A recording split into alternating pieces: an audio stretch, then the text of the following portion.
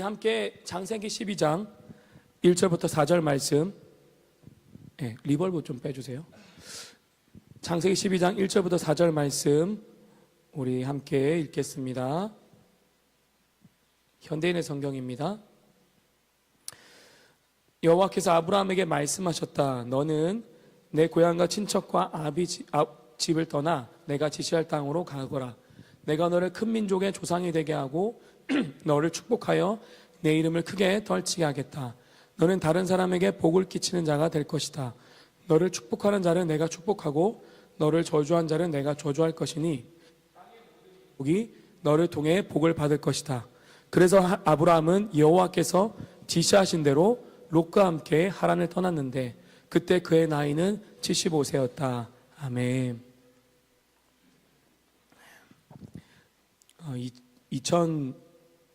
2026년도를 들어온 지 이제 한 18일 정도가 되었습니다. 여러분 어떤 걸음의 결정 가운데 계십니까? 저는 2026년도는 여러분 인생에 있어서 중요한 결정을 내려야 하는 해라고 생각합니다. 주님께서 여러분을 특별히 소명의 자리로 부르시고 계십니다. 각자에게 잃어버리고 잊혀졌다고 생각한, 멈춰버렸다고 생각한 그 소명의 자리를 그리고 주님이 훈련되게 하시는, 지속되게 하시는 그런 부르심의 자리로 부르고 계신다라고 믿습니다. 주님은 아브라함을 부르셔서 열방이 복을 받게 하셨습니다. 주님은 그런 아브라함과 같이 여러분을 통해 잃어버린 영혼들을 그들에게 복음을 전파하기를 원하십니다. 그래서 그 소명과 부르심의 자리를 회복하라고 말씀하고 계십니다. 아브라함이 75세 때 부름을 받았습니다. 그 여정부터 시작해서 100살 때 이삭을 낳기까지, 그리고 그 이후에 그 삶을 살기까지 믿음의 조상으로 훈련되어지는 걸음을 걸어갔습니다. 우리도 주님의 그 소명을 다시 한 번 더 기억하고 부르심을 지속하고 훈련되어지고 영원한 하나님의 나라에 들어가기까지 사명을 완성해 가시기를 예수님 이름으로 축복합니다. 우리는 우리의 자신의 환경과 상황을 바라보면 결단하기 어렵습니다. 또한 인생에 있어서 이제 앞 걸어왔던 그 여정보다 이제 남은 시간 얼마 남지 않았을 때에 우리는 이제 그 다음 여정을 결정하기를 어려워합니다. 그런데 주님은 우리를 증인의 삶으로 걸어갈 수 있도록 부르고 계십니다. 말씀에 보면 주님은 지시할 땅, 그리고 다른 사람, 복음을 끼치는 자로 우리를 부르고 계시다는 거예요. 주님 그 지시할 땅이 주님 우리에게 맡기시는 소명과 부르심의 자리로 생각한다면 그 다른 사람은 누구이겠습니까? 잃어버린 영혼들, 특별히 다음 세대를 향한 그 부르심들, 우리가 책임져야 될 영혼들이 있다고 생각한다면 우리의 삶을 멈출 수가 없어요. 그 다음 여정으로 가야 되죠. 그리고 복을 끼치는 자, 아브라함을 통하여서 열방이 복을 받았습니다. 복음을 받았죠. 그 복음이 우리에까지 왔어요. 그 복음을 또 전하는 복의 통로로 여러분을 사용하기 원하신다는 거예요. 이사야서 55장 5절에는요, 현대인의 성경입니다. 우리 한번 찾아볼까요? 이사야서 55장 5절의 말씀.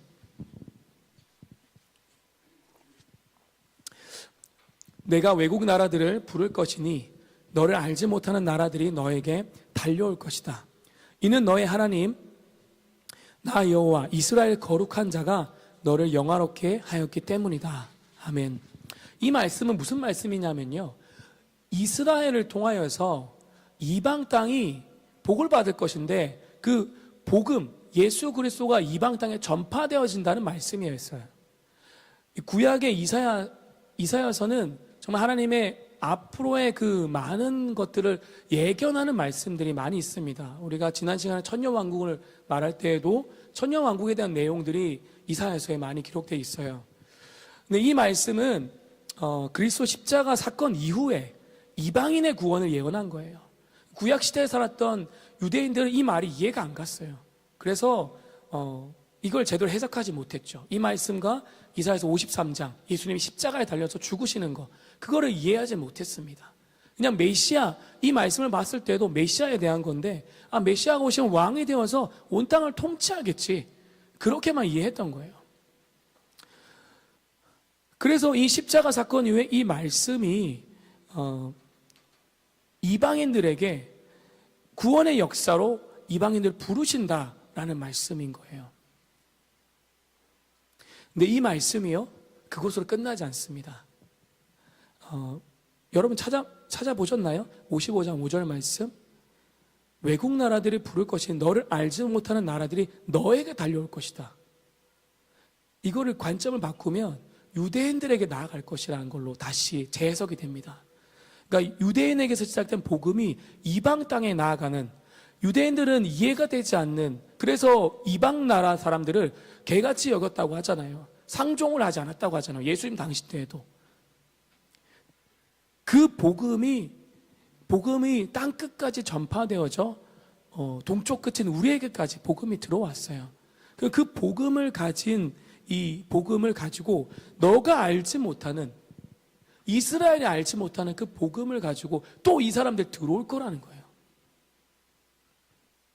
이 말씀이 1948년도 이스라엘이 몇천 년 만에 다시 회복되고 이스라엘이라는 나라가 생기기 전까지는 전혀 해석되지 않았던 말씀이었어요.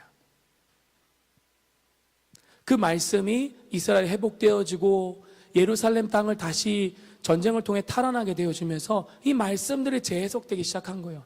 깨달아지기 시작한 거예요. 예루살렘에서 시작되어진 이 복음이 동쪽 그 조선이라는 그 나라에 들어왔고, 오늘날 대한민국과 여러분 다음 세대를 통해서 북한과 실크로드를 넘어서 땅끝 이스라엘까지 복음이 다시 가게 하시겠구나 라는 말씀으로 재해석된다는 거예요. 그 무슨 말씀입니까? 복음이 다시 뚫고 가려면 북한과 통일이 일어나야 되는 거예요. 그리고 그 복음을 들고 이 실크로드를 넘어서 저 이스라엘까지 그들이 알지 못했던 이 진짜 그 예수 그리스도의 복음을 전하는 자들이 가게 될 거라는 겁니다. 그래서 먼저는 북한이 열리길 기도해야 됩니다. 그리고 각자의 삶의 소명들이 회복되시기를 축복합니다.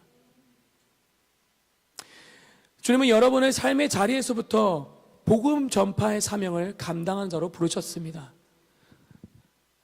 무조건 열방 끝으로 가야 된다가 아니라 여러분의 삶의 자리에 가까운 가족부터, 내 형제, 자매, 부모, 내 자녀들, 그들을 먼저 살리는 자로 부르셨다는 거예요. 복음도 모르고 주님도 모르고 상처받고 찢겨있는 그 영혼들의 자리로 가라는 거예요. 그리고 때로는 주님이 장기 선교사로, 단기 선교사로 부르시면 그 지점으로 가서 복음을 전하는 일들을 감당하고 돌아오라는 거예요. 단 며칠이 될지라도 주님이 열방과 땅끝에 보내시면 이스라엘까지 그리스도의 복음 들고 찾아가는 여러분이 되시길 축복합니다. CPR이라고 하죠. 심폐소생술이라고 합니다. 응급처치법입니다. 멈춰버린 호흡과 심장을 다시 뛰게 하는 응급처치법이에요. 이 CPR이라는 건요, 뇌와 주요 장기에 그 산소가 공급된 혈액을 인위적으로 순환시키는 거예요. 그래서 이 심장을 계속해서 눌림으로 인해서, 바람을 집어넣음으로 해서 생명이 유지되어지고 뇌의 손상을 최소화시키는 것이 CPR입니다. 이 처치법은 제대로 배우지 않으면 실행할 수가 없어요. 왜 그런지 아십니까? CPR은요, 1분에 몇 회를 해야 되냐면요, 100회에서 120회를 눌려야 돼요. 쉽게 말해서 1초에 2번을 압박을 가야 된다는 거예요. 그리고 1, 2분으로 끝나겠습니까? 이 사람이 숨이 돌아올 때까지 계속 눌려야 되는 거예요. 또한 이것이 어떻게, 어느 지점에, 어떤 힘으로, 어떤 강도로 이 CPR을 해야 되는지 제대로 배우지 못하면 효과가 없습니다.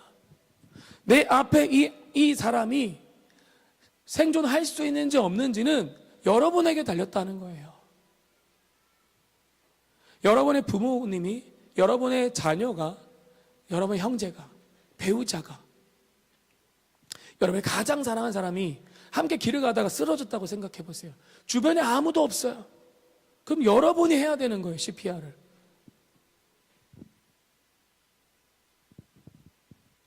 이 CPR을 제대로 하게 되어지면 갈비뼈가 부러진다고 합니다.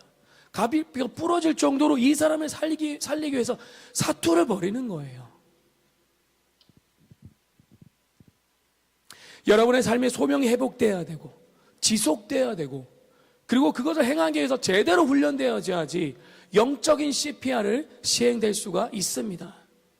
죽음이 외계한 처한 영혼을 살릴 수 있는 것은 여러분이 그렇게 회복되어지고 훈련되어지고 지속해야지만이 그 일을 행할 수가 있다는 거예요. 아브라함은 아브라함이 되기까지 그 여정을 걸어갔어요. 창세기 22장에 자신의 생명보다 귀한 독자 이삭을 번제로 드릴 수 있는 그런 믿음으로 자라기까지 믿음의 여정을 걸어갔어요. 처음에는 형편없는 자였습니다. 2번이나 아내를 팔아버렸어요. 하나님의 약속의 말씀을 들었음에도 불구하고 2번이나 아내를 팔아버리는 그런 자였어요. 자신이 살고 싶어서. 그래서 약속의 말씀이 이루어지지 않으니까 다른 방법을 찾아가지고, 자신의 방법이죠, 그 방법을 찾아가지고 이스마엘까지 낳았잖아요. 그런 연약한 모습 때문에 지금까지 중동의 전쟁이 있잖아요. 이삭과 이스마엘의 전쟁. 그런 연약한 자였는데 하나밖에 없는 그 독자 이삭을, 약속으로 주셨던 그 이삭을 내어드릴 수 있는 믿음의 사람으로 바뀌었다라는 거예요.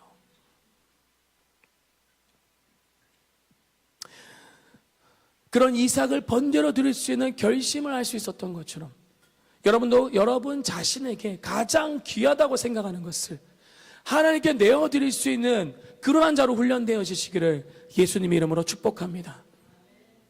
그러한 자는 그리스도와 복음을 올바르게 전할 수 있는 훈련받는 자가 되어야 됩니다.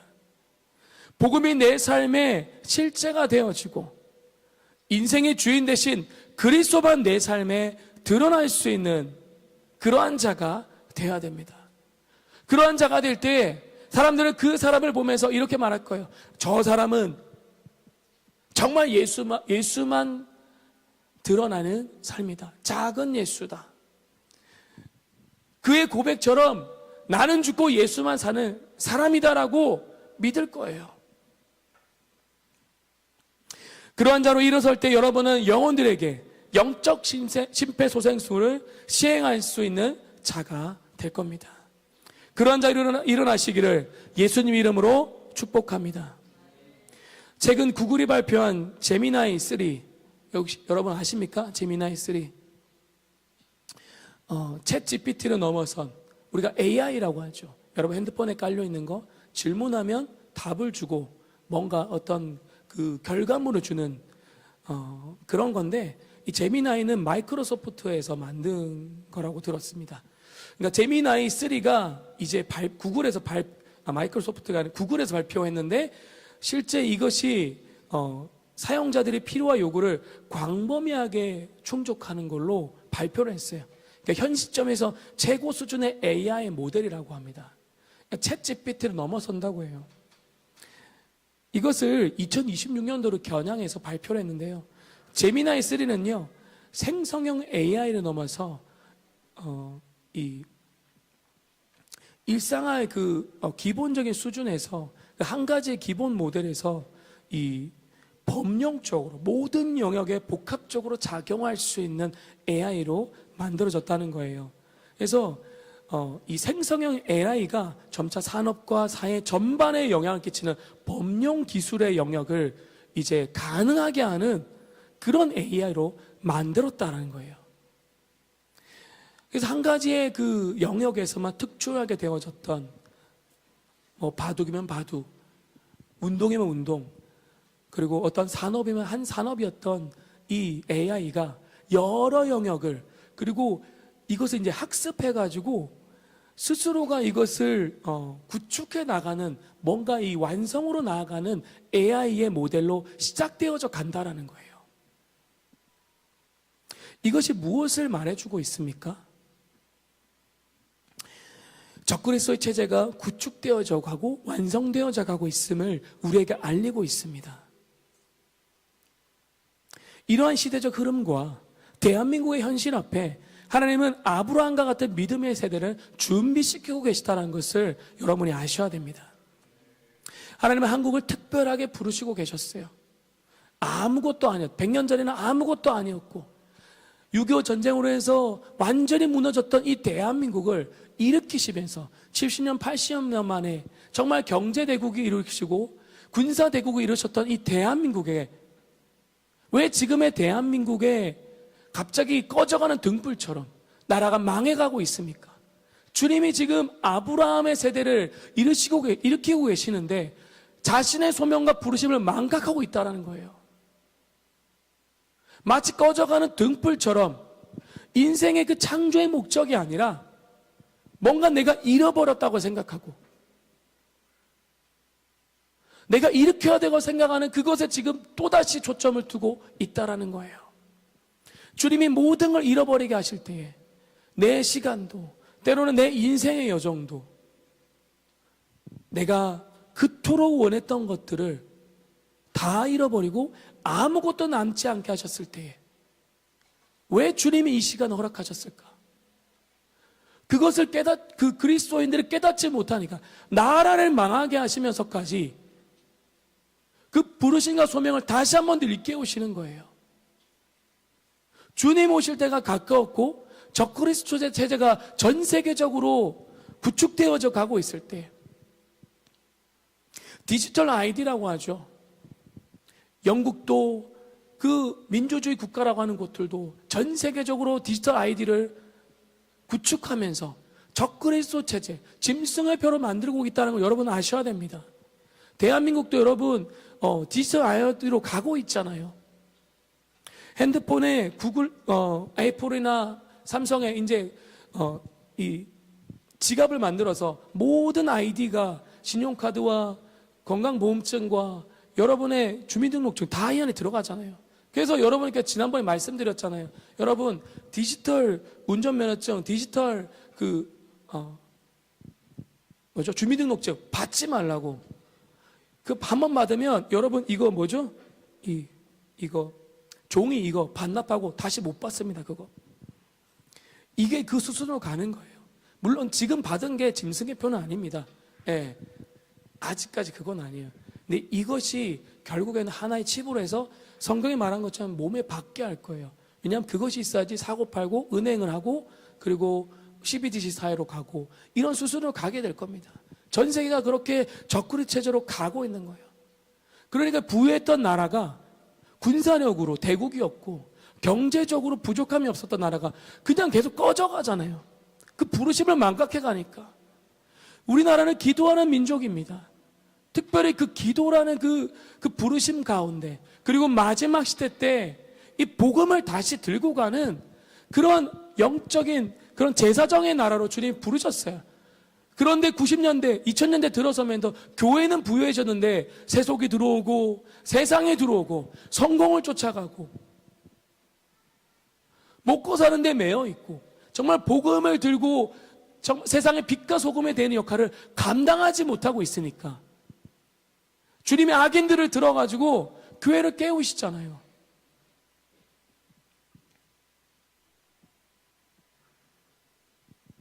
지금 당장 대한민국이 망해도 뭐라고 할 수 없을 정도로 대한민국이 무너지고 있습니다. 어젠가요? 최근에 또 신문을 보니까 이제 대통령이 완전히 DMZ를 이렇게 군사분계선 이렇게 완전히 내려가지고 그냥 북한의 도발에도 내려와도 아무런 상관없이 그냥 DMZ를 내려버렸습니다. 결정을 내려버린 거예요. 그런데 신문에 보니까 북한은 내려와가지고 지뢰를 더 심었대요. 그 앞에다가 지뢰를 더 심고 이거 그냥 언론에 잘 나오지 않는 거예요. 사람들이 몰라요. 너무. 그리고 우리는 총 못 사게 3단봉을 주면서 군사력 도발하지 마라? 대통령이 말하고 있는 거예요.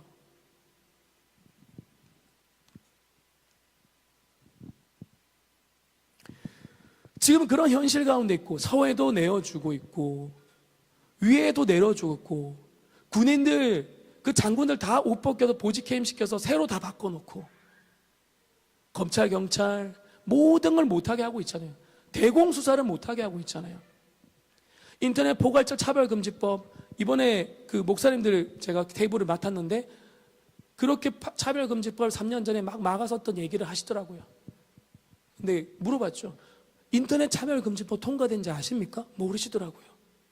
인터넷에 차별금지법 통과됐고요. 12월 말에 국무회의를 열어가지고 비밀리에 대통령 선언했습니다. 언론 안 나오죠. 그리고 우파라고 말하는 분들도 말하지 않죠. 많이 통과돼서 7월부터 시행됩니다.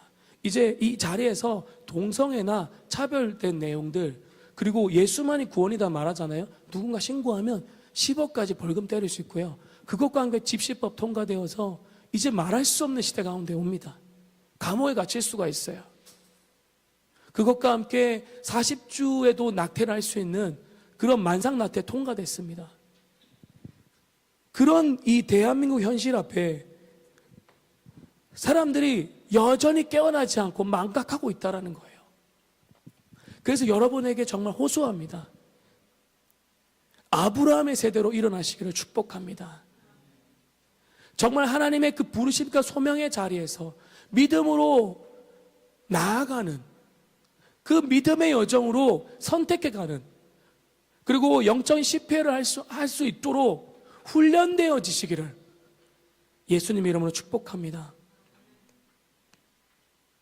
히브리서 11장 8절에는요, 믿음으로 아브라함은 부르심을 받을 때 순종하여 장래 유업을 받을 땅에 나아갈새 갈 바를 알지 못하고 나아갔다고 했어요. 갈 바를 알지 못한다는 것은 우리가 아브라함이 가야 할 곳에 대한 정보나 지식이 없었다는 거예요. 여기에서 알다라는 것은 헬라어로 에피스타마이입니다. 그것을 마음에 두다, 마음에 새기다라는 거예요. 그 나라, 그 땅에 대한. 아브라함이 한 번도 가본 적 없는데 어떻게 그것을 마음에 새기겠습니까? 단순히 그 땅을 정복하고 다스리는 것을 말하는 게 아니에요.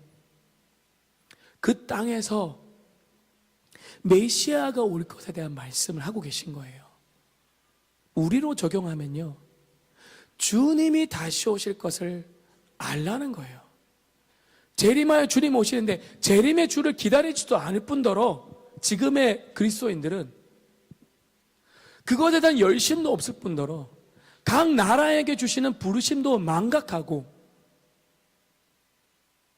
대한민국도 기도의 민족으로 기도의 등불을 지펴가야 되는데 우리도 기도하러 나오세요 하면 기도하러 안 나옵니다. 이 세대는. 네. 매일매일 그렇게 기도의 재단을 쌓아갔던 대한민국이었는데 등 따시고 배부르니까 기도할 그럴 게 없습니다. 조금 어려워지면 기도하러 나오죠. 내 문제가 급하면 기도하러 나오죠. 제사장 나라로서 저 중국을 깨우고 일본을 깨워가지고 저렇게 이 땅끝까지 가야 되는데 불구하고 그 일을 감당하지 못하는 대한민국입니다. 지난번에 말씀드렸잖아요. 이 예전에 활로 치면, 그냥 로켓으로 볼게요. 로켓으로 보면 그 로켓의 로켓가 진입하여 올라가기 위해서 이 추진제, 연료의 절반을 쓰는 이 추진제의 역할을 하는 것이 일본이라고 말씀드렸어요. 그리고 큰 기둥이 중국이라고 했어요. 중국 지하교회. 그리고 그 로켓가 결국에는 그 위에 위성이 달려있든 아니면 핵탄두가 달려있든 로켓의 가장 중요한 것은 핵탄두입니다. 그것이 어느 지점에 가서 핵탄두만 떨어지는 거예요. 로켓 자체가 떨어지는 것이 아니라 그 핵탄두의 역할이 한국이라고 말씀드렸습니다. 근데 핵탄두 역할을 한국이 준비가 안 됐어요. 에피스타마이, 주님의 그 마음을, 그 심장을 가져야지만이 이 일을 할 수가 있습니다. 주님과의 그 친밀함 가운데 있으셔야지만이 이 일들을 감당할 수 있다는 말이에요. 우리가 가야 될 길에 대한 믿음의 길은 알 수 없는 길입니다. 우리 앞에 어떤 상황과 환경이 예비되어져 있는지, 우리는 무엇을 대비해야 되는지 모르는 상황입니다. 우리가 할 수 있는 것은 히브리서 12장 8절에 유업으로 받을 땅에 나아갈새 갈 바를 알지 못하고 나아갔으며, 우리가 해야 될 것은요, 이 맨 뒤에 있는 말씀처럼 나아갔으며 나아가는 것입니다. 주님이 베드로를 물 위로 나오라고 하셨어요. 그 물 위로 나오라고 하셨을 때 발을 디디고 주님이 걷게 하시는 물 위를 걷는 것이 나아가는 거예요. 우리가 발을 내디딜 때 주님이 물을 걷게 하신다는 거예요. 주님을 바라보는 그 시선을 향해, 그 시선으로 주님을 바라보고 그 물을 발을 디며 걸어가는 거예요. 그런데 주님을 바라보는 그 시선이 땅이 아니라 물이라는 그 상식적이지 않는 걸음에 갑자기 자각을 하면서 놀라서 두려움 속에 이 시선이 주님을 바라는 시선에서 현실을 바라보기 시작합니다. 그럼 어떻게 되어지죠? 베드로가 물에 빠졌던 것처럼 우리도 현실 앞에 우리도 빠져들기 시작하는 거예요. 물속으로, 죽음 속으로 빠져들기 시작하는 거예요. 그때 베드로가 했던 반응이 있습니다. 주님을 불렀던 거예요. 그랬을 때 주님이 어떻게 하셨죠? 물속으로 손을 집어넣어가지고 베드로의 손을 잡고 일으키셨습니다.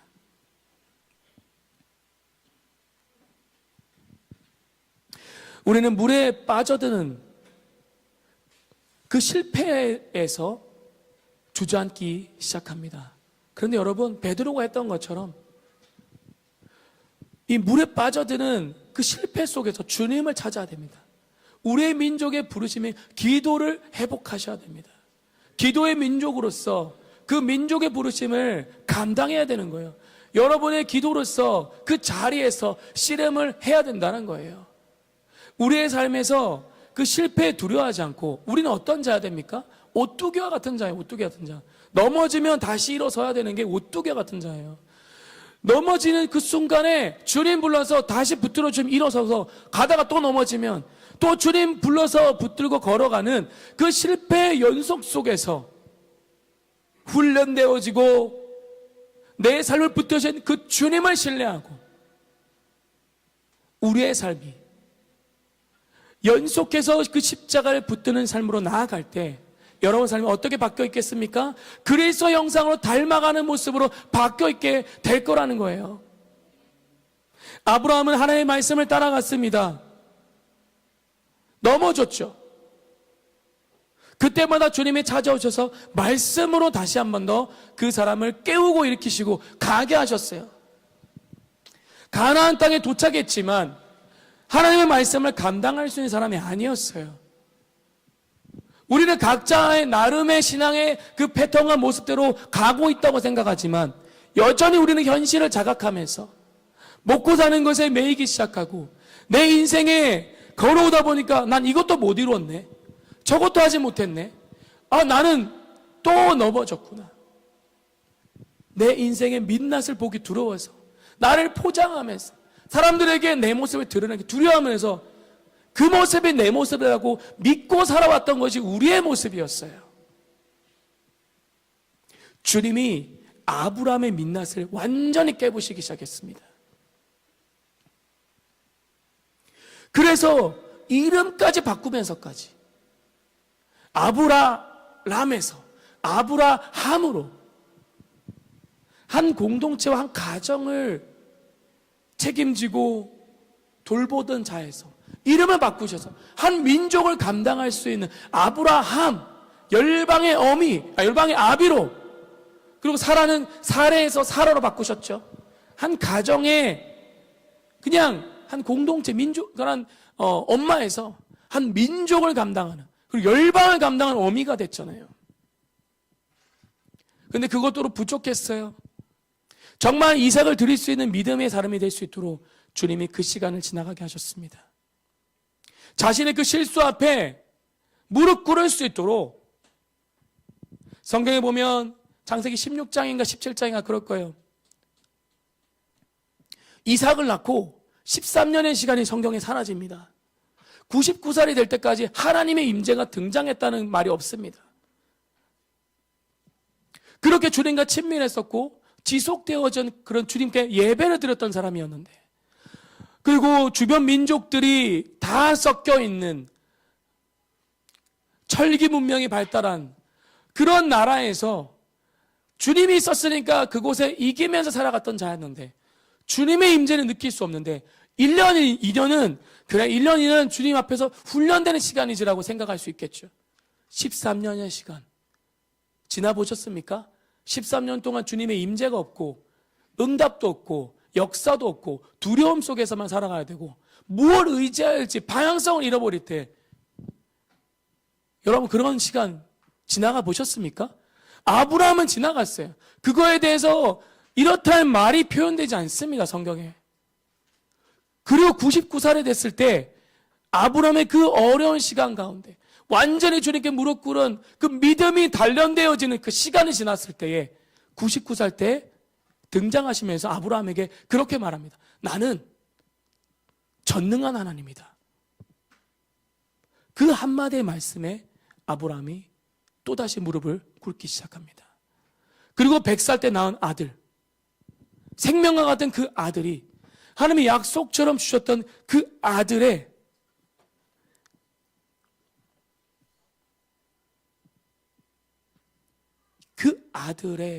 그 삶을 창세기 22장에 내어드리고자 결정할 때 성경은 그 아브라함이 어떤 믿음까지 되어졌는지를 조명하고 있습니다.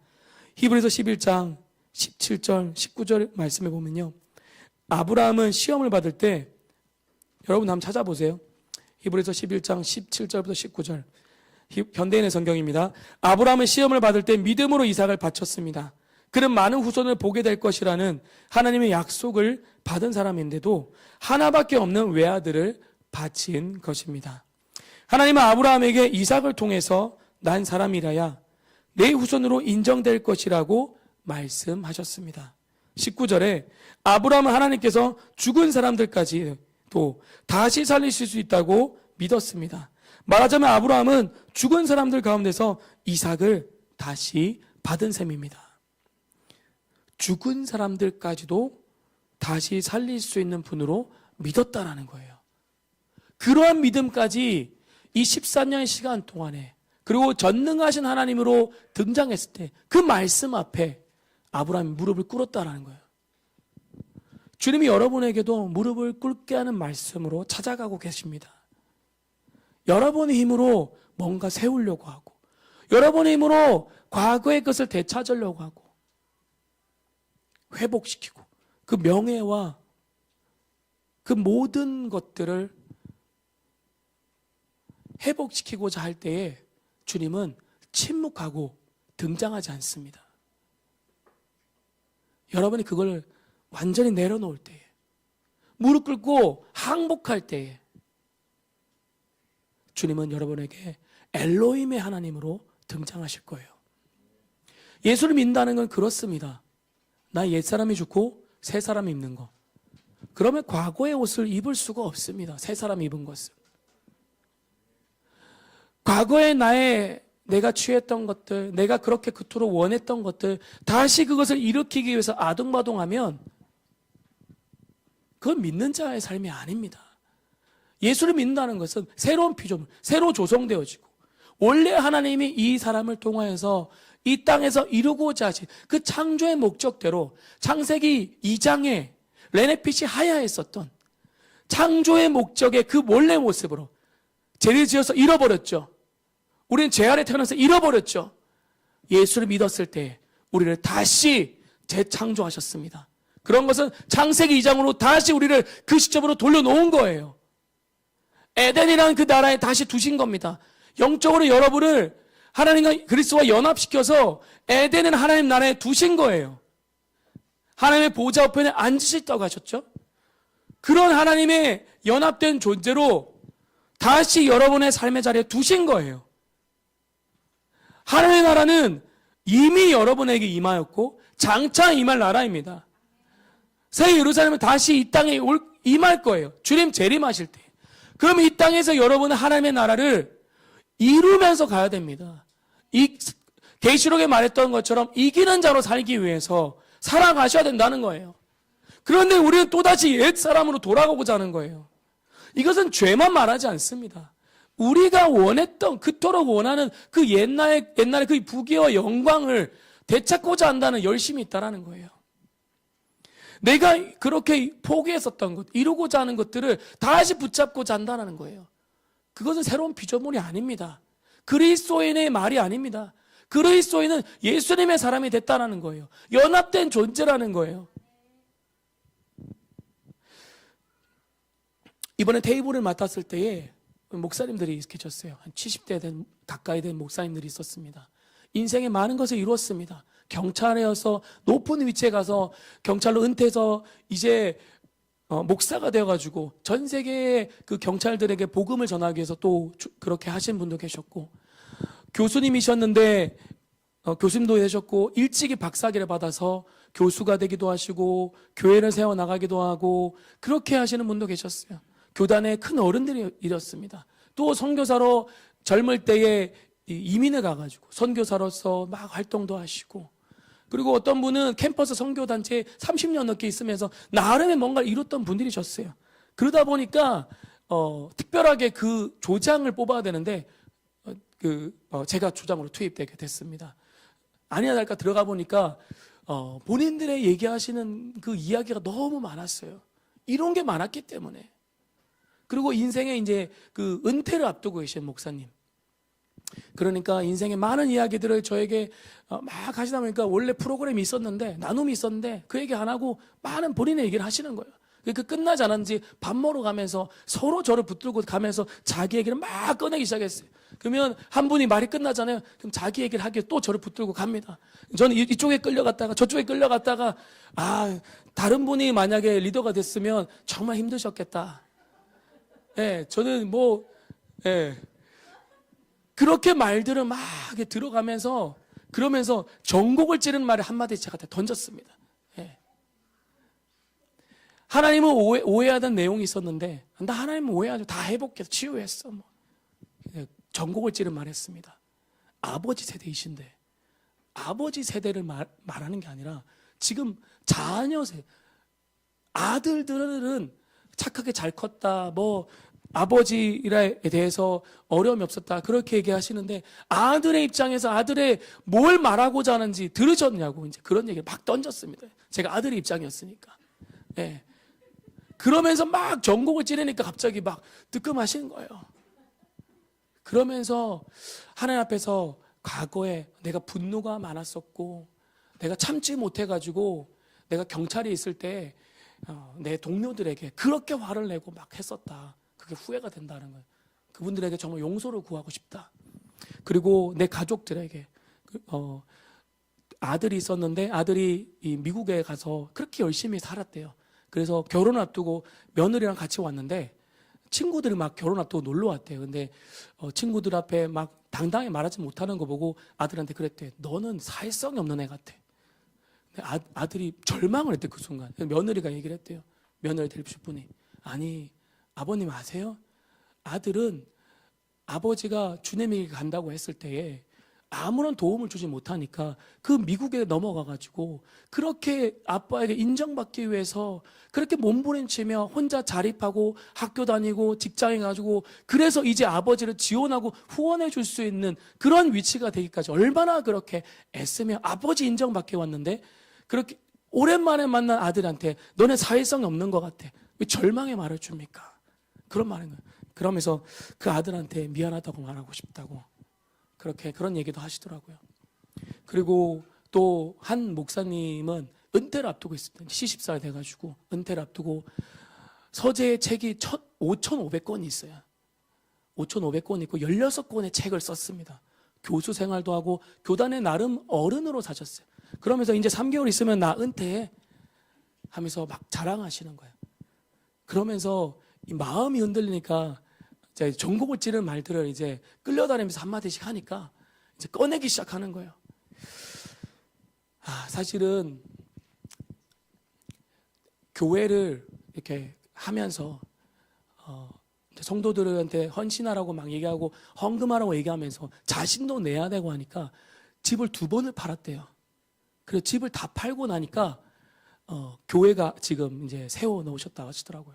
교회를 세우고 그리고 이제 후임자가 이제 곧 오고 그런 상황이고 또 아들 목사도 또 청소년부 맡아서 그렇게 있는데 그 교회에서 원로 목사로 이제 또 있으셔야 된다 하더라고요. 그런데 교회가 팬데믹을 지나면서 또 교회를 사서 새로 지으면서 이동하다 보니까 한 지점을 옮길 때마다 40명씩 빠져나가고 또 그 다음 지점에 갔을 때 40명 빠져나가니까 팬데믹이 오면서 성도들이 많이 또 빠져나갔다고 하더라고요.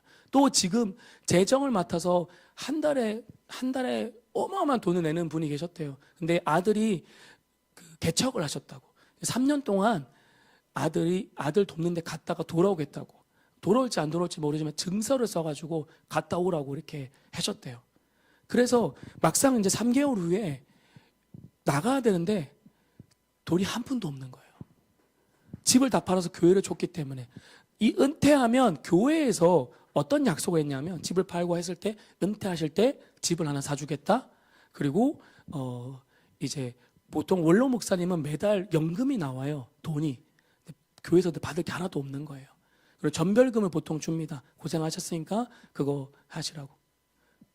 전별금을 받을 수도 없고. 그리고 우리가 퇴직금이라고 하잖아요. 40년 가까이 목회를 했기 때문에 퇴직금이 얼마나 많겠어요.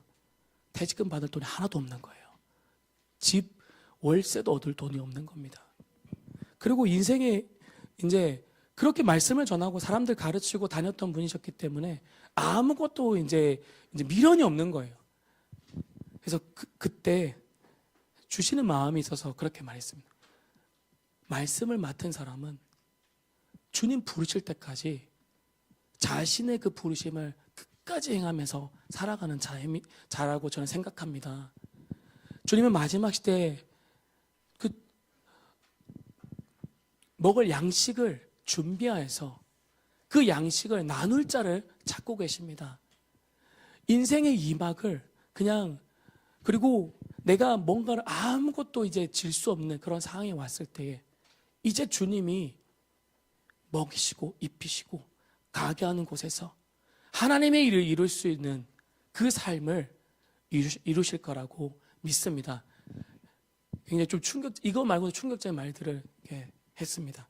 그랬을 때 목사님이 뭔가 하나님께서 나에게 말씀하시는 것이 있구나라고 믿으셨습니다. 저의 인생에서도 그랬습니다. 작년에 좀 어려운 일이 많았던 거 하도 많이 말해서 이제는 더 이상 말할 필요가 없을 것 같습니다. 여러분에게는. 근데 그때 한 요소를 잠깐 나누자면 저에 있어서 한 일주일의 기간이 있었는데 완전 패배자라는 잠을 자고 눈을 떠 있어도 걸어가도 사단의 참소가 이렇게 밀려올 수 있을까? 내 마음의 갈등이 죽음까지 선택하게 할 만큼 사단의 참소가 잠을 못 이룰 정도로 제가 이 정도인지 여러분에게까지 밝히지 않았지만 진짜 죽음을 선택해야 될 정도로 참소가 밀려오기 시작하고 패배감과 실패자와 내 삶에 무능하다는 그것이 그리고 지난 내 삶 가운데서 내가 그동안 하지 못하고 도전하지 못하고 내가 그런 모습이 되지 않은 그런 모습들이 계속 생각나면서 그러니까 이런 일이 생긴 거야. 너가 이러니까 이런 생긴 거야. 패배감이 확 몰려오니까 불안과 두려움이 감당을 할 수 없는 거예요. 정신병자가 될 것 같았습니다. 아무렇지도 않은 것 그리고 아무렇지도 않은 것처럼 앞에서 설교하고 아무렇지도 않은 것처럼 울기는 울었죠. 여러분에게 고백은 했죠. 근데 정신병자 같았었습니다. 저는 제 상태가. 그리고 순간순간 아이들이 떠오를 때마다 아이들한테 미안함이 제 마음에 너무 이게 차기 시작한 거예요. 그런데 주님께서 이 말씀을 다시 한번 또 조명하셨습니다. 아브라함의 말씀 히브리서 11장 19절 아브라함은 하나님께서 죽은 사람들까지도 다시 살릴 수 있다고 믿었습니다. 죽은 자를 살릴 수 있는 하나님. 주님은 우리에게 창세기 22장에 이삭을 드릴 수 있는 그 믿음, 죽은 자도 살릴 수 있다는 그 믿음의 지점까지 가게 하신다고 믿습니다. 여러분은 병사로 부르지 않으셨어요. 이제 여기 보고 저희 여러분 다 병사로 부르지 않았습니다. 장교로 부르셨어요. 제가 장교 훈련 받아봤잖아요. 절벽에서 뛰어내려야 되고요. 포기해야 되는데 포기하면 낙오자가 되면 다시 병사로 가야 됩니다. 입소한 사람 중에 낙오자가 나옵니다. 그리고 그곳에 훈련생으로 들어가기까지 경쟁률을 뚫고 거기에 뽑혀야 돼요. 한 번은 정말 한 4시간, 5시간을 깎아지는 산을 올라갈 때가 있습니다. 군장을 메고. 그날이 중요한 훈련인데 10몇 시간을 도망을 가면, 일주일을 도망을 갑니다. 일주일에 군장 메고. 일주일에 30km를 가서 한 지점에 밥을 해 먹고요. 텐트를 치고 숙박을 해야 됩니다. 늦게 도착하면 다음날 출발하는 시간은 정해져 있어요.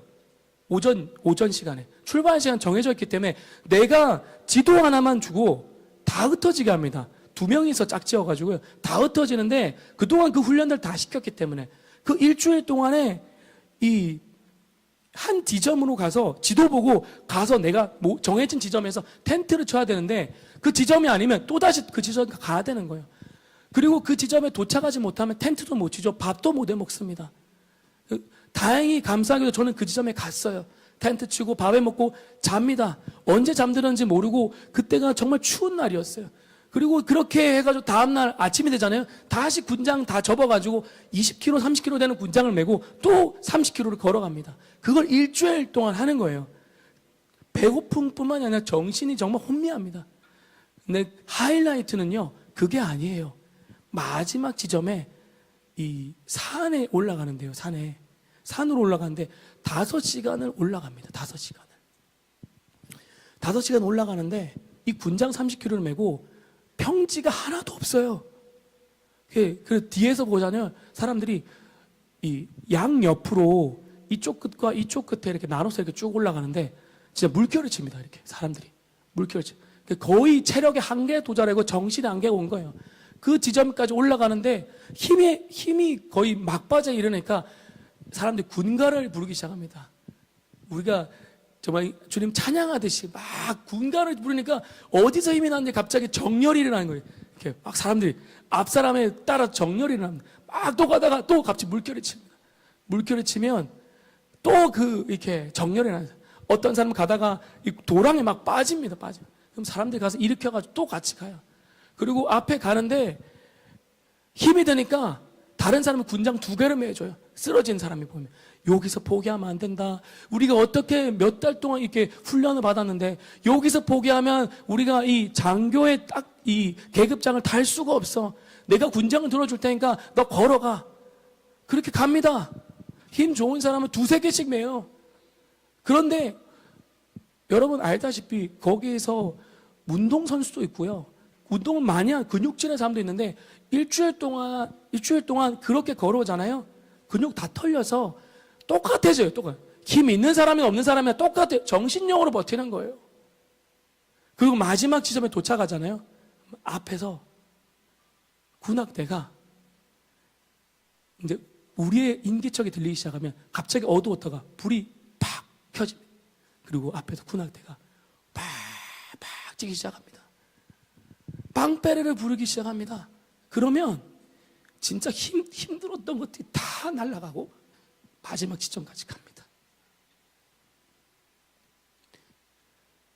주님이 그렇게 여러분 훈련시키셨고 우리의 마지막 지점에서 주님이 저 천사들과 함께 빵빠르르면서 이제 우리 인기척이 느껴졌을 때 그런 하나님의 영광된 나라에 들어갈 수 있는 그런 여정을 걸어가시기를 축복합니다. 믿음의 길은 눈에 보이는 현실이 아닙니다. 보이지 않는 영원한 나라처럼 보이지 않는 믿음의 여정입니다. 현실에 보여서 여러분이 질 수 있는 거였으면 어떻게 그 길을 가겠습니까? 돈, 명예, 성공, 눈에 보이는 거였으면 그 현실 앞에 멈춰섭니다. 아브라함이 걸어갔던 것처럼 우리도 그 나라를 바라보며 믿음으로 걸어가야 합니다. 그럼 주님의 말씀 앞에 믿음으로 반응하시며 주님이 주시는, 아브라함이 깨달았던 죽은 자도 다시 살리시는, 그것을 믿었던 것처럼 여러분의 삶을, 인생의 이막을 열어가시는 그 주님이 왜 이런 지경까지 만드셨는지, 왜 나라가 이 꼴이 나기까지 만드셨는지, 기독교인이 800만 1000만 있어도 아무 소용이 없는 이 나라를 만드셨는지, 여러분 그것을 자각하시며 믿음으로 반응하시기를 예수 그리스도 이름으로 축복합니다. 우리 함께 찬양하고 기도하겠습니다.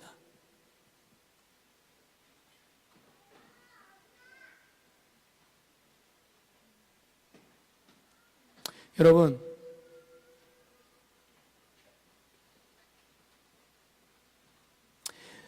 우리가 주님을 붙들 때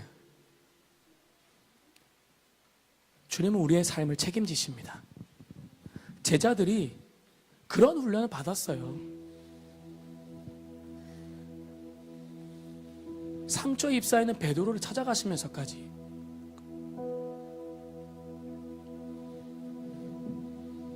베드로에게 내 양을 먹여라, 내 양을 치라고 하시며 그 회복의 여정으로 가게 하셨던 것처럼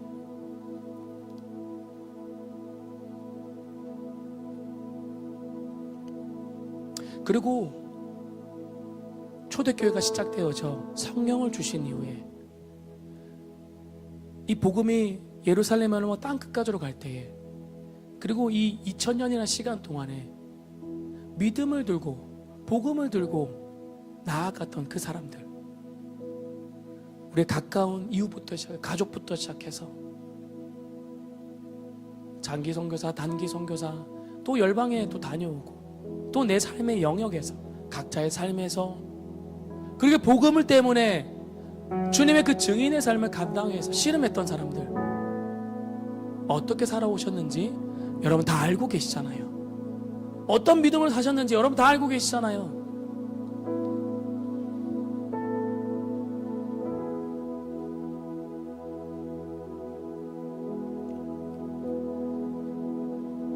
우리는 인생의 이막을 열어가셔야 됩니다.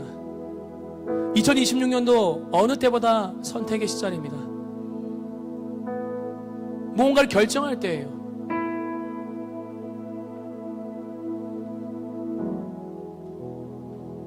주님은 그 중요한 결정 앞에 현실을 바라보지 말라고 하십니다.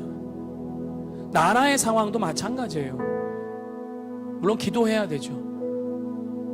그것과 상관없이 여러분은 하나님 앞에 홀로 서 있습니다. 어느 때보다 2026년도 주님의 사랑의 손이 여러분을 붙들고 계심을 경험하실 거예요. 그걸 믿느냐 안 믿냐는 여러분 선택입니다.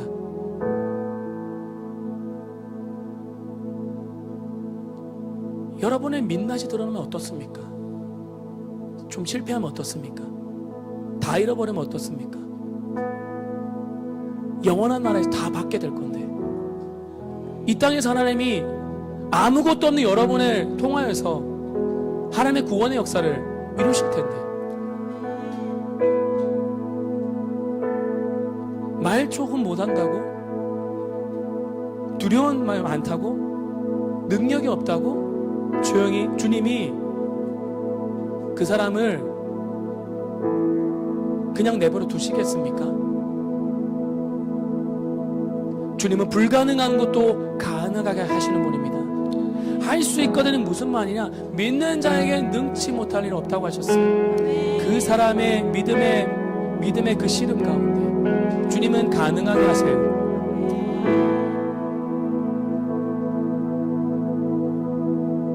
소명과 부르심의 자리로 나아가시길 축복합니다.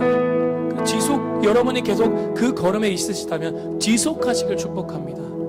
그리고 여러분 계속 붙들고 있는 거, 그 지속되어지지만 하나님이 계속 가게 하는 지점에 가기 위해서 여러분이 붙들고 있는 두려워하는 그 지점들 손에서 내려놓으시기를 축복합니다. 그럴 때 여러분을 통해서 하나님이 이루시는 거예요. 어떤 사람은 하나님이 그 재정이라는 것을 통하여서 하나님이 일들을 이루시겠죠. 하지만 붙들고 있으면 주님이 사용할 수가 없어요.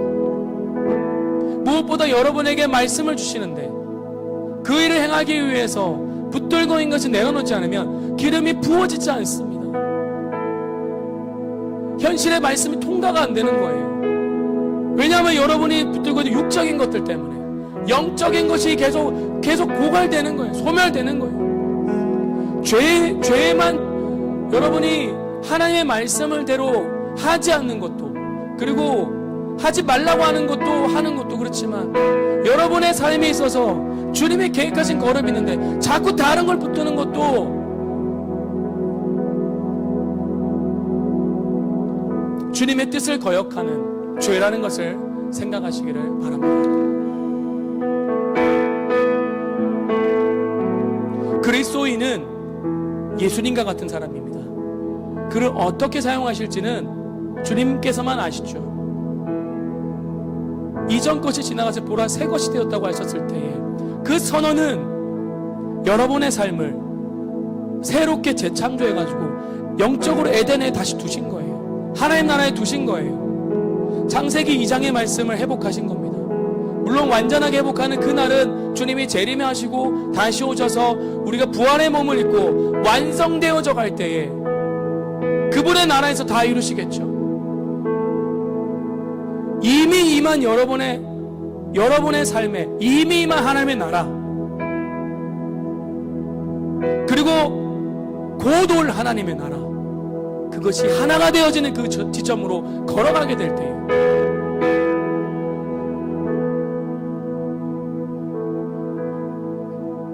여러분의 삶은 믿음으로 완성되어져 갈 거예요. 여러분, 우리 찬양할 때 그런 결단으로, 그런 결심으로 나아가시기를 축복합니다. 우리 함께 찬양하고 기도하겠습니다.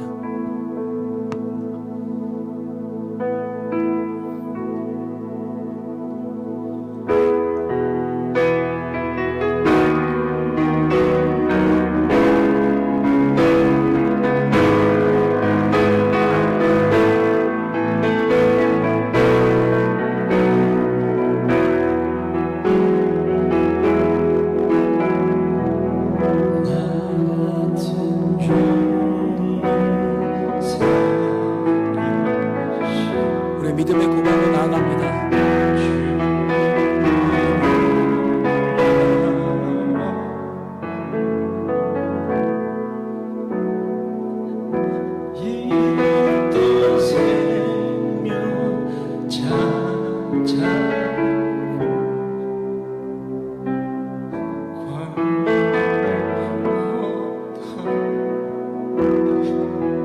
근제악에서 건지신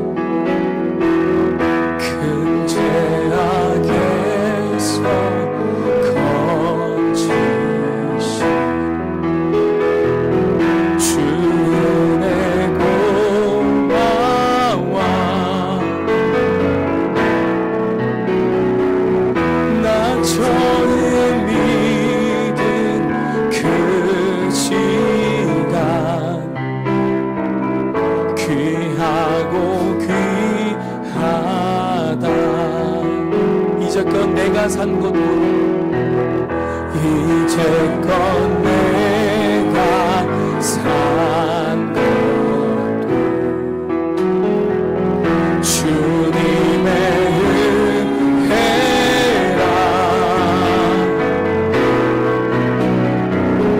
또 나를 장차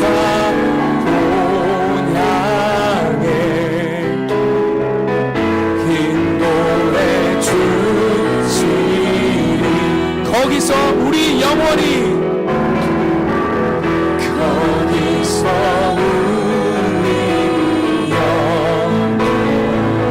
주님의 은혜로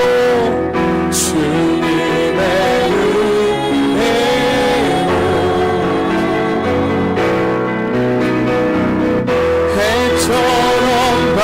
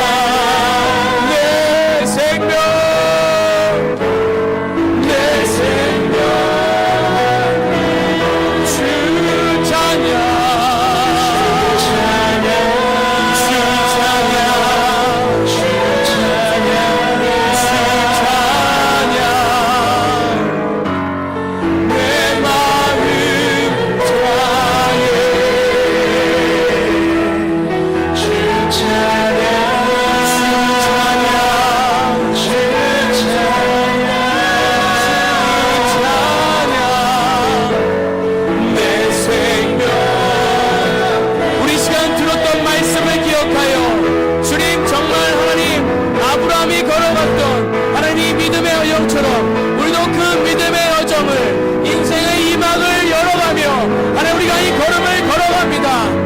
아버지, 이 걸음이 세상으로 바라봤을 때 보잘것 없는 것 같고 아무것도 아닌 것 같고 내가 이룰 수 없는 것 같이 보일지라도 하나님, 정말 내 인생의 그 걸음을 전능하신 하나님을 나타나신 그 주님을 의지함으로, 하나님, 우리가 주님을 의지함으로 걸어갑니다. 내가 선택합니다. 주님이 내 인생을 책임지시며 영원한 그 나라를 유업으로 받기같이 내 인생을 끌고 가시는 그 사랑의 손으로 나를 붙들으시는 주님을 믿음으로, 하나님, 내가 이 걸음을 걸어갑니다. 이 믿음의 결정과 고민으로, 우리의 그 믿음의 고백으로 우리 시간 주여 외치며 주님께 함께 기도하겠습니다. 주여,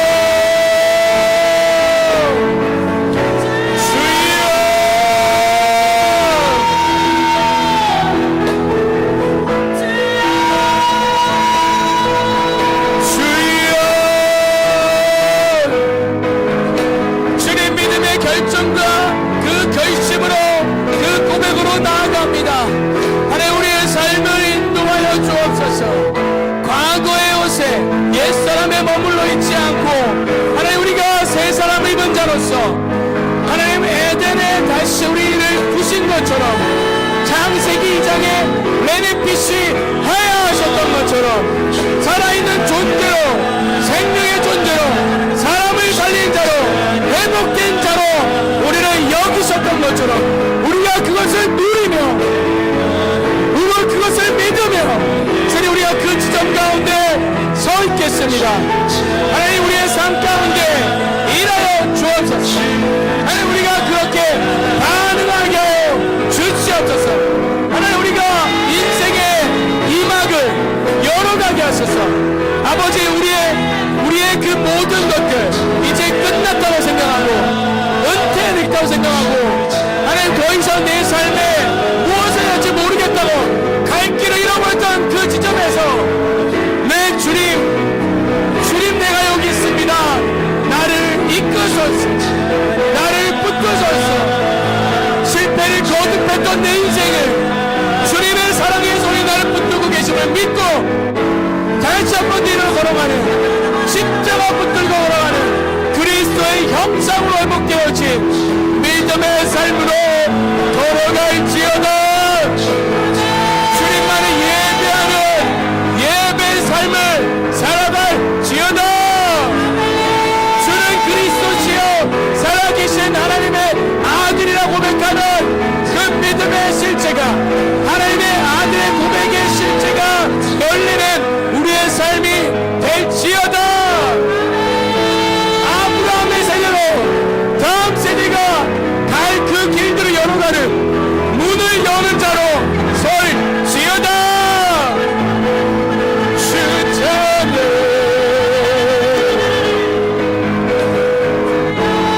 내 낙을 잡회 주자냐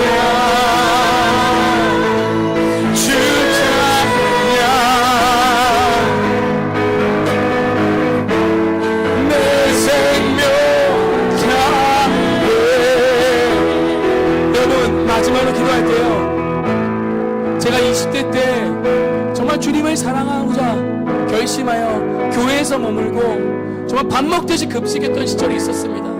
20대를 주님께 정말 내어드렸어요. 그러면서 하나님 앞에서 정말 그분의 친밀 앞에서 나를 사용해 주세요. 주님, 정말 주님의 그 보좌 앞에 머물게 해주세요. 예배하면서 살았던 그 시절이 있었습니다. 그 시절에 하나님의 좋은 스승들을 많이 붙여주셨어요. 그분 중에 한 분이 그러셨습니다. 그분이 지위가 부족한 것도 아니었고요, 은사와 능력이 부족한 분이 아니셨습니다. 많은 사람이 영적인 어머니가 되어달라고 그렇게 찾아왔던 분이셨어요. 한 공동체에서 정말 탑 리더만 하면서 그렇게 살았던 분이었고, 재정적으로 부족하지 않은 사람이었어요.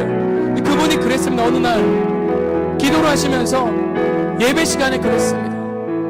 그리고 퍼포먼스를 보여주셨어요. 그 자리에 쫙 들어놓으신 거예요. 손발을 뻗으면서 들어오신 거예요. 60살의 할머니가, 60대의 할머니가 그러면서 그랬습니다. 저한테 그러셨어요.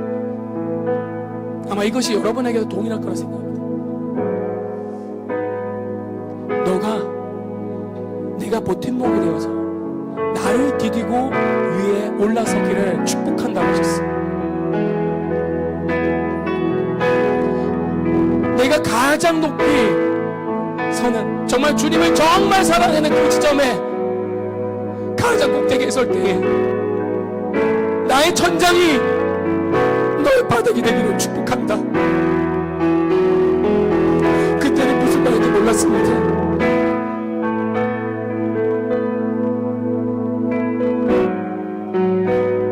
나를 디디고 일어서라고 하셨습니다.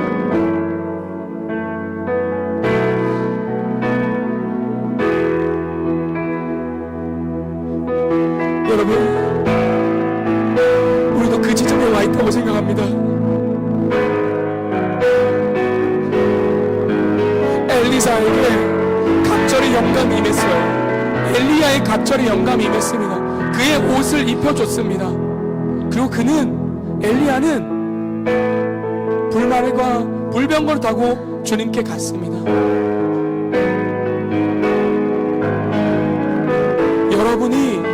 여러분에게 맡겨진 자녀 세대들,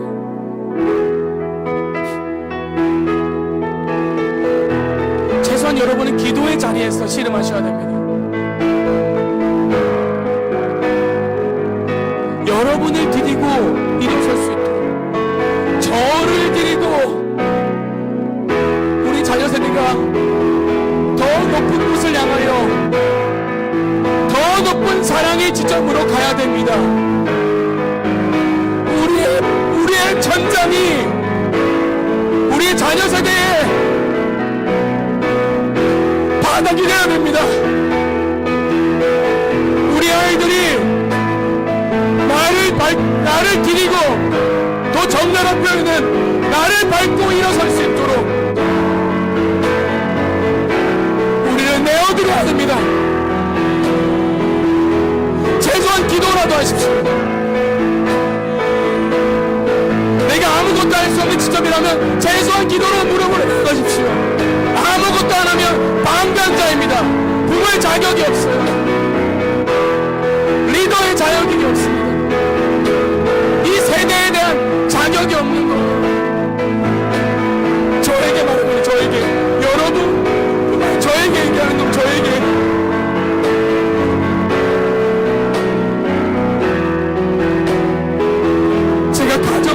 가정만, 그러니 저에게 맡겨진 영혼들을 바라보는 그 눈에서 절망과 그 두려움과 죽음의 공백 속에 감춰 쌓여있을 때에 저를 일으키신 그 주님이 저의 시선을 이 말씀에 머물게 하셨을 때에, 아, 주님이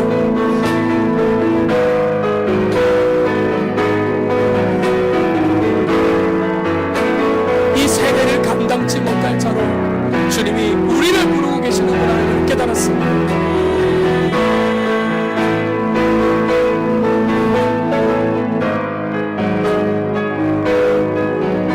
내가 너를 큰 민족의 조상이 되게 하고 너를 축복하여 내 이름을 크게 걸치하겠다. 너는 다른 사람에게 복을 끼치는 자가 될 것이다. 복음을 증거하는 그 자리에 우리를 두실 겁니다. 그리고 우리가 이끌고 가는 그 영혼들이 그 자리에 서게 될 거예요. 이것은 명예와 영향력도 유명해지는 걸 말하는 게 아닙니다. 하나님의 사람으로서 이 땅은 무명할지라도 하늘에서 유명한 자로 주님이 정말 흥분하면서 천사들에게 말하는, 바라고 제가 그 지점으로 갔어. 하늘나라에서 그렇게 유명하게 알려지는 여러분의 삶이 되시기를, 그리고 여러분의 자녀들이, 여러분의 다음 세대가 맡겨진 영혼들이 그러한 지점으로 일어설 수 있는 자가 될 수 있도록 우리 이 시간 주여 외치며 주님 그 일을 이루시옵소서. 주님, 아브라함에 이어 이삭과 이 야곱, 하나님 그렇게 믿음의 세대가 하나님의 그 길을 열어갔던 것처럼 주님, 우리에게 맡겨진 우리 자녀 세대가 그 지점으로 갈 수 있는데 주님, 우리가 거름이 되게 하여 주시옵소서. 우리가 지지대 멋진 목이 되게 하여 주시옵소서. 그 문을 열어주는 자가 되게 하여 주옵소서. 우리 함께 주여 외치고 함께 기도하겠습니다. 주여,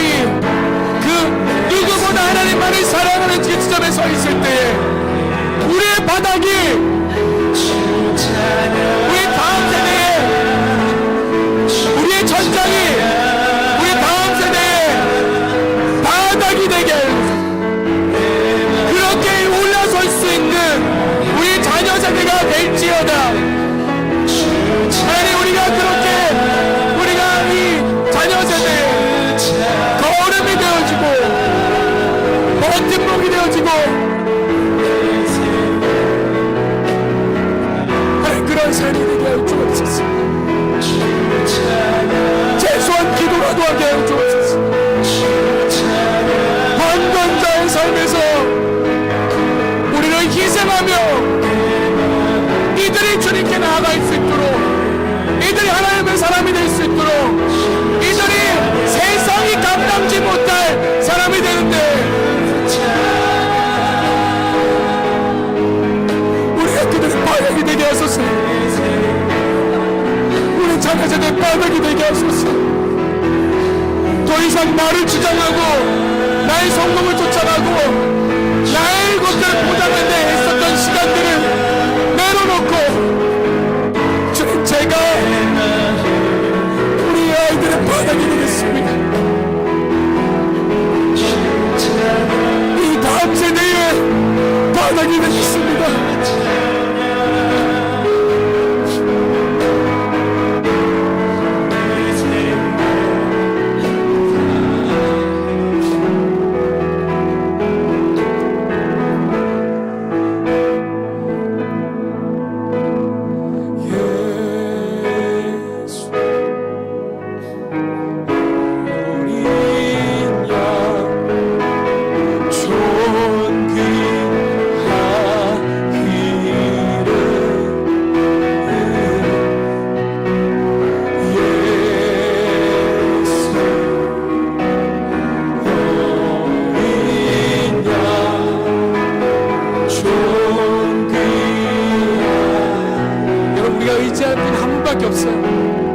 세상에서 의지할 것 예수님 한 분밖에 없습니다.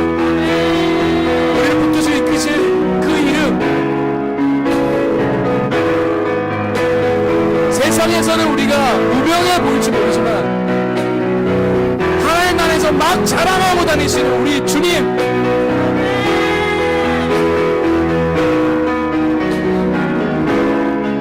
우리를 살리시기 위해서 정말 자신의 몸을 찢으시고 피를 흘리시면서 하나님이셨는데 죽음을 선택해 주셨던 그 주님, 그 주님이 우리를 붙들고 계십니다. 손 놓지 않고 붙들고 계십니다. 우리가 해야 될 것은 그 주님을 끝까지 바라보고 붙드는 거예요. 현실을 바라보는 우리 시선을 주님께로 고정하는 겁니다.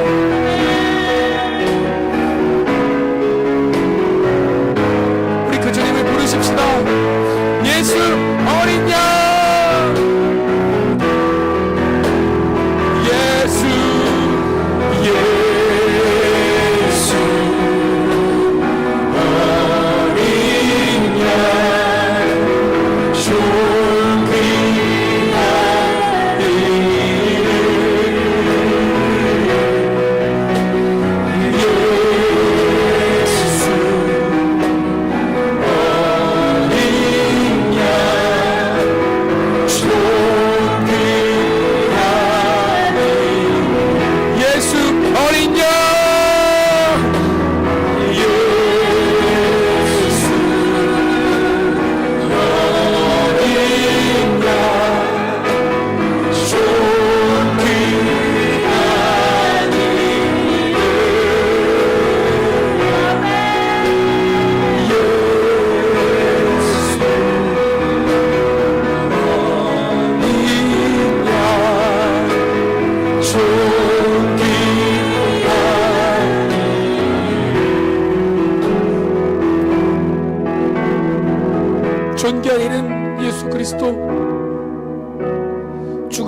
보내시는 주님, 아브라함을 그토록 기다려주시고 오랫동안 그와 동행해 주신 주님, 때로는 13년이라는 시간 가운데 아브라함은 그 임재를 느끼지 못하셨지만 그 주변에서 아브라함이 일어서기를 응원하며 기다려주신, 그리고 돕는 그 손길을 끊임없이 보내시면서 등장하지 않고 임재를 보이지 않으면서 그 시간을 기다려주셨던 주님, 우리의 연약함 계속 기다려주시는 주님, 우리가 아브라함과 같이 아들을 내어줄 수 있는 그 믿음으로 성장하기 위하여 끊임없이 동행해 주신 주님, 오늘도 주님께 고백합니다. 나의 삶을 내어드리며 주님의 길을 가기로 결정합니다. 이 땅에 무명한 자로 살지라도 내가 다시 잃어버렸던 모든 것들을 되찾기 위하여 내가 하지 못했던 것들, 하고 싶어서 살아가고자 하는 그 삶을 내려놓고 주님이 허락하신 걸음을 걸어가기로 결정합니다. 이 땅에 무명한 자이지만 하늘에서는 유명한 자로 주님에게 기억되는 인생의 걸음을 걸어가기로 결정합니다. 그리고 아브라함의 세대로 이삭에게 자신의 전부를 내어주었던 것처럼 우리가 우리 자녀들 세대, 그리고 우리 다음 세대, 이 마지막 세대를 위하여 그들의 바닥이 되기로 결정합니다. 우리를 디디고 일어설 수 있도록